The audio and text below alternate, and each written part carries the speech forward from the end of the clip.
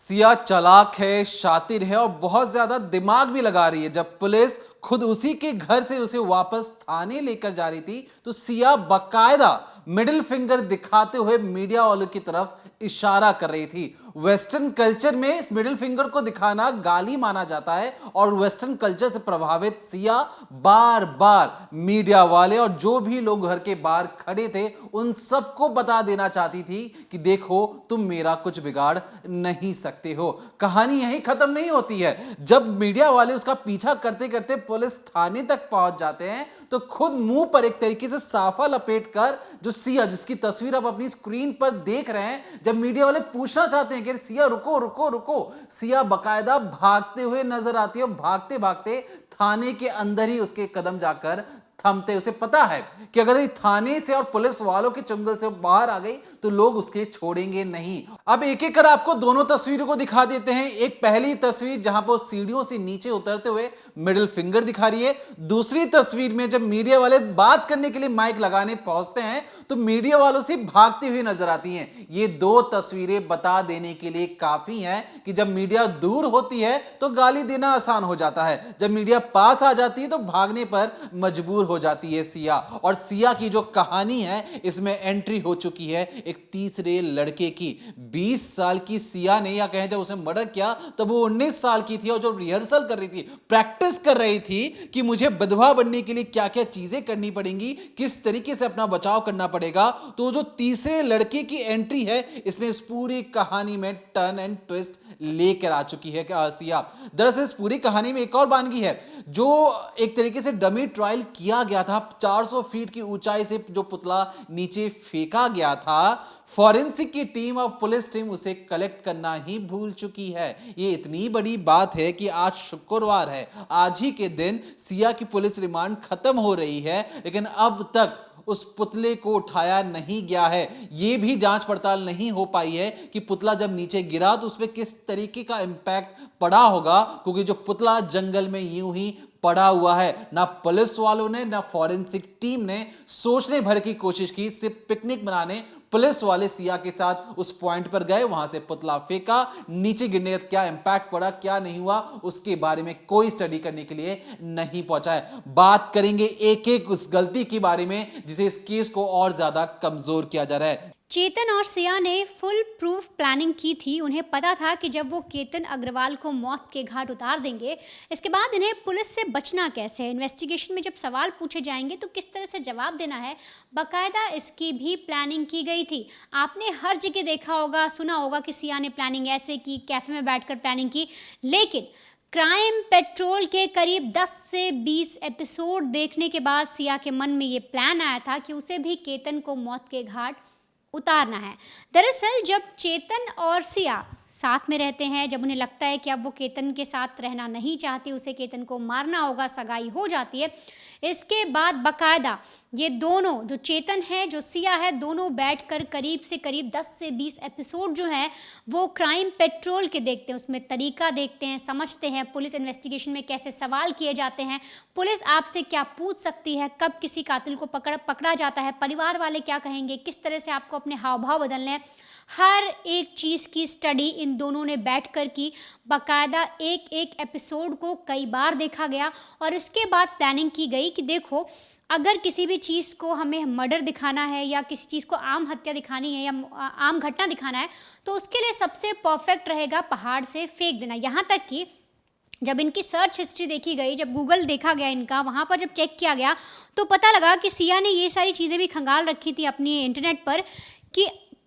कोई भी व्यक्ति अगर पहाड़ से गिर जाता है या कोई ऐसी घटना होती है या किसी को धक्का दे दिया जाता है पहाड़ से, तो क्या उसे घटना माना जाता है, क्या सीधे तौर पर मर्डर चार्जेस लगते हैं। ये सारी चीज़ें भी सिया ने गूगल पर सर्च की थी। तो ये सारी प्लानिंग हो जाने के बाद एक तीसरे शख्स की एंट्री होती है। दरअसल एक शख्स है महाराष्ट्र के बीड़ का रहने वाला, जो चेतन का क्लासमेट है और चेतन का दोस्त है। वो चेतन और सिया के बारे में जानता था और उसे भी पुलिस ने इस वक्त पकड़ा है, उससे भी पूछताछ की जा रही है और उसकी तरफ से जितनी भी कहानी सामने आई है उसने ये बताया है कि दरअसल चेतन और सिया उससे मिले ज़रूर थे, बातचीत की थी, लेकिन मर्डर प्लानिंग में और मर्डर के काम में उसका कोई भी योगदान नहीं है, उसने कोई भी हेल्प नहीं की। यहाँ तक कि उस लड़के ने पुलिस को ये भी बताया कि ये लोग मेरे पास आए थे, उन्होंने मुझे बताया था कि हम प्यार करते हैं, रास्ते में एक और शख्स आ गया, अब क्या करें। तो इस लड़के ने, यानी जो तीसरा शख्स पकड़ा गया, उसने साफ तौर पे कहा था कि मर्डर किसी भी चीज़ का सॉल्यूशन नहीं है, जाकर अपने फैमिली से बात करो, उस लड़के से मना कर दो, कुछ भी कहकर मना कर दो, लेकिन कत्ल किसी भी चीज़ का सही तरीके से सही नहीं है। यहाँ तक कि वो लड़का है, उसने बताया कि सिया और चेतन दोनों उसके पास गए थे, वहाँ पर उन्होंने बाकायदा प्लानिंग बताई थी। उन्होंने बताया था कि हम कोशिश कर रहे हैं कि नेचुरल डेथ दिखाई जा सके, हम पहाड़ से फेंक देंगे या पहाड़ से पैर स्लिप हो जाएगा, कैसे भी कुछ ऐसा करेंगे जिससे वो नीचे गिर जाए और इसमें हमारा नाम भी नहीं आएगा, हम पर मर्डर चार्जेस भी नहीं लगेंगे और केतन भी मर जाएगा। अब उस लड़के को पुलिस ने पकड़ा है, उससे पूछताछ चल रही है और ये जानने की कोशिश की जा रही है क्या सच में उसका इस पूरे केस से कोई हाथ नहीं है या फिर सिया ने उसकी भी मदद ली थी और वो भी इस कत्ल का जिम्मेदार है। दरअसल आपको कुछ तस्वीरें दिखाते हैं। ये जो आप तस्वीरें देख रहे हैं, जहाँ पर ये जो घर से सिया निकल रही है, जहाँ पर कहा जा रहा है कि उसने मीडिया के साथ एक गंदी हरकत की है, अश्लील हरकत की है, मिडिल फिंगर दिखाई है, तो यहाँ पर जो सिया है, इससे पहले जो पुलिस की टीम है बाकायदा उसे उसके घर लेकर गई थी और करीब 30 मिनट तक, यानी आधे घंटे तक सिया के घर में छानबीन होती है। वहाँ से उसके जूते जब्त किए जाते हैं, कपड़े जब्त किए जाते हैं जो भी उसने उस वक्त पहने हुए थे। और तो और सिया के द्वारा पुलिस को ये भी बताया गया कि मर्डर से पहले, यानी केतन को मारने से पहले, चेतन और सिया ने घर के पास में एक जगह पड़ती है लुल्ला नगर करके, वहाँ पर एक पहाड़ी है, वहाँ पर जाकर दोनों ने बाकायदा रिहर्सल की थी, दोनों ने प्रैक्टिस की थी, ये देखा था कि अगर किसी शख्स को गिराएंगे तो वो किस तरह से गिरेगा, कितनी ऊंचाई से कौन सा शख्स कहाँ गिरेगा, क्या गिरने के बाद मौत पक्की है या कोई शख्स बच भी सकता है। जिस तरह से हमने आपको बताया था कि बाकायदा इन दोनों ने कोडवर्ड बनाए थे कि जब सिया है वो नीचे बैठ जाएगी, शू लेस बांधेगी, तब चेतन धक्का देगा। तो हर तरह से इन्होंने प्रैक्टिस की क्योंकि उनको डर ये भी था कि कहीं पहाड़ी नुमा इलाका है, पहाड़ी वाला इलाका है, तो वहाँ पर अगर आप किसी को धक्का दे रहे हो तो कहीं आप भी स्लिप ना कर जाओ, आपका पैर ना फिसल जाए, या फिर जो केतन है वो सिया का हाथ ना पकड़ ले खुद को बचाने के लिए और सिया भी नीचे चली जाए। तो ये सारी चीज़ों की प्रैक्टिस भी इन्होंने की और इसीलिए पुलिस आज इन्हें पहले वहाँ लेकर जाती है सिया को, वहाँ पर बाकायदा पूछती है कैसे प्रैक्टिस की थी, क्या हुआ था, वो सारी कहानी। इसके बाद उसे घर लाया जाता है, यहाँ से उसके कपड़े वगैरह जब्त किए जाते हैं और फिर जब सिया यहाँ से सीढ़ियों से नीचे उतरती है अपने घर से, जब जा रही होती है पुलिस थाने की ओर, तब मीडिया को अभद्र इशारा करती है और तो और सिया ये दिखाने की कोशिश करती है कि जितने भी लोग कैमरा लेकर खड़े हो, जितने भी लोग आप यहाँ पर पूछताछ करने आए हो, जो भी पुलिस वाले मुझे अभी पकड़ कर ले जा रहे हैं, वो सब मेरा कुछ बिगाड़ नहीं सकते। यानी कि कहीं ना कहीं सिया भी ये जानती है कि आगे चलकर वो छूट सकती है। सिया को कहीं ना कहीं इस बात का कॉन्फिडेंस है कि कुछ भी कर लो, कैसे भी कर लो, पर पुलिस सारे सबूत इकट्ठा नहीं कर पाएगी। क्योंकि जिस तरह से दीपक ने बताया कि जब पुतला फेंका गया उसके बाद पुलिस और फॉरेंसिक टीम नीचे गई ही नहीं कुछ जांच पड़ताल करने, तो सिया भी समझ रही है कि केस में कई सारे लूप होल छोड़े जा रहे हैं और इसीलिए उसका जो एटीट्यूड है ना, जो ये घमंड है, जो कैमरे पर दिखाई दे रहा है कि उसको किसी चीज़ का डर नहीं है, उसे पता है कि कुछ भी हो जाए कानून के पेचकी में फंसने के बाद भी वो कहीं ना कहीं खुद को बचा लेगी और इसीलिए इसी बात का घमंड जो है वो सिया के अंदर है। अगर हम आपको साफ तौर पे बताएं तो दरअसल जो सिया की माता जी हैं, कहीं ना कहीं सिया की इमेज को सही करने की कोशिश की जा रही है, सही कि मीडिया में सही तरीके से सिया की जो इमेज है वो अब अच्छी बन जाए, लोग सोचे कि नहीं वो लड़की ऐसी नहीं है। क्योंकि कई बार जब सिया की माँ जी से पूछा गया तो उन्होंने साफ तौर पे कहा कि हम नहीं जानते रिलेशन के बारे में, हमारी बेटी तो केतन से ही प्यार करती थी, वो शराब भी नहीं पीती, वो ड्रिंक भी नहीं करती थी। लेकिन वहीं पर सिया की जो होने वाली सास थी, उन्होंने साफ कहा था कि हमने कई बार सिया को मना किया पर वो कई बार मेरे सामने भी ड्रिंक करती थी, हमने उसे कहा था कि पार्टीज़ वगैरह में ठीक है अगर तुम जाते हो तो, लेकिन घर पर इस तरह से ये चीज़ें अच्छी नहीं है। और अगर आपको याद होगा तो सिया का एक वीडियो भी वायरल हुआ था जहाँ पर एक पब में है, उसने एक बॉटल पकड़ी हुई है शराब की, गालियाँ भी दे रही है, वहाँ पर काफ़ी ज़्यादा वायरल है ये वीडियो। तो ऐसे में ये दिख रहा है, ये समझ में आ रहा है कि जो परिवार है सिया का, पहले तो वो कई दिन तक सामने नहीं आए, लेकिन अब वो मीडिया के सामने आकर शायद सिया की छवि को भी सुधारने की कोशिश कर रहे हैं। शायद वो समझ रहे हैं या कहीं ना कहीं इस पूरे केस में सिर्फ चेतन को फंसाने की कोशिश की जा रही है, सिर्फ ये दिखाने की कोशिश की जा रही है कि जो चेतन है उसी ने धक्का दिया, उसी ने कत्ल किया, सिया का इसमें कोई रोल नहीं है। क्योंकि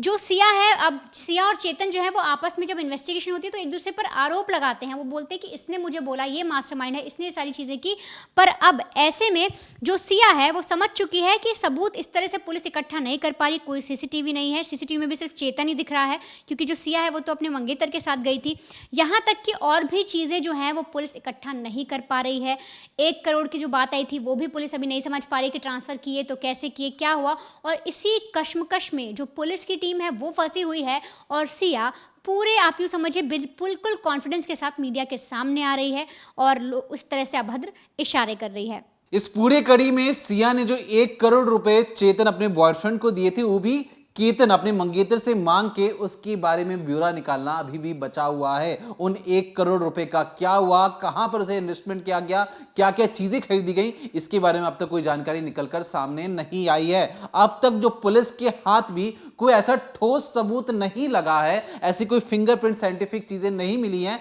कि पहाड़ से धक्का दिया तो दिया किसने, क्योंकि वहां पे जो 2 लोग खड़े थे, दोनों अपनी अपनी कहानियां बता रहे हैं। वो सच बोल भी रहे हैं या झूठ बोल रहे हैं, इसके बारे में कोई भी साइंटिफिक तरीके से सच साबित करना बहुत ज्यादा मुश्किल हो रहा है। अब ऐसे में जब तीसरे शख्स को जब लेकर आया गया है, जिसे पुलिस ने हिरासत में लिया है, उसकी भी अपनी कहानी है कि उसने मना कर दिया था। लेकिन ये जो सारी जो बातें हैं, बातें होना और क्राइम सीन पर एक्चुअल क्राइम करते हुए कोई सबूत जुटाना 2 अलग अलग चीजें हैं। अब जो फॉरेंसिक टीम, जो पुलिस वाले गए थे, जिन्होंने पुतला ऊपर से नीचे फेंका था, उन्होंने ये देखा कि क्या सिया ने फेंका, लेकिन क्या उस पुतले का इंपैक्ट जिस तरीके से सिया ने बताया था, उस तरीके की जो केतन की बॉडी नीचे मिली, क्या उसी तरीके से पुतले की भी बॉडी मिली? तो 400 फीट की ऊंचाई पे जाकर इतने महंगे पुतले को नीचे फेंकना, सरकारी पैसे की बर्बादी, क्या उससे क्या कुछ हासिल हुआ पुलिस को, ये अब तक समझ से परे है। बार बार मीडिया को ये दिखाना कि हम पुलिस वाले काम कर रहे हैं, हम देखिए पहाड़ी पर उतनी जो चोटी है उस तक जाते हैं और फिर वहां से नीचे आ जाते हैं, तो ये जो सारी जो कवायद है, इससे हासिल क्या हो रहा है, ये अब तक समझ से परे है। आज शुक्रवार है, आज ही के दिन सिया और चेतन की रिमांड खत्म हो रही है और अगले दिन, मतलब कल से जो रिमांड है बढ़ेगी या उसे जुडिशियल कस्टडी में भेजा जाएगा। अगर वो आने वाले वक्त में छूट जाएगी, केस अगर कमजोर होगा, तो इन सारी चीजों को वाटर टाइट केस बनाने की जरूरत है। अब इन सब के बीच अचानक से एक वीडियो जो वायरल होता है, जहां पर